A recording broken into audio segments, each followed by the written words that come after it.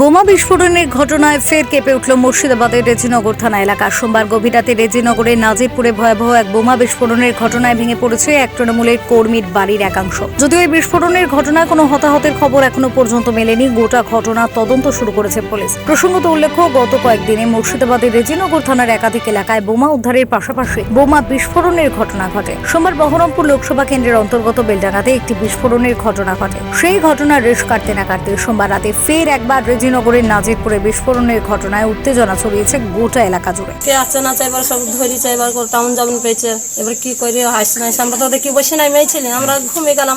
এবার ঘুমানোর অবস্থায় কে এসছে না আসছে আমরা তো দেখি বসে নাই। আপনার নাম বলুন।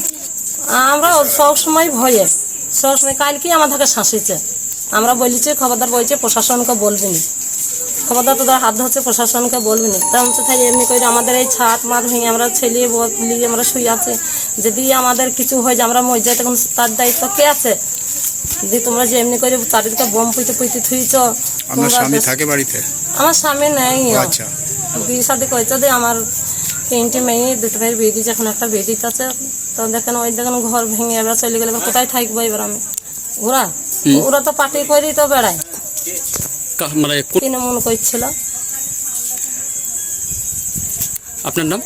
আমার নাম টুনি বিবি। বলছি কালকে বোমটা কোথায় ফেটেছে? কালকের ব্যায়ামটা এই পেছনে ফেটেছে ওদের, ওদের আম গাছ আছে ওখানে। এই জায়গাটার নাম বলুন। ওইটা এই জায়গাটার নাম বলুন।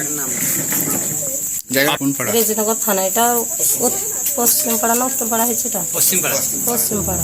আসন্ন লোকসভা নির্বাচন রক্তপাতহীনভাবে করাই এখন প্রশাসনের কাছে সবথেকে বড় challenge. Bureau report, TV7 Bangla.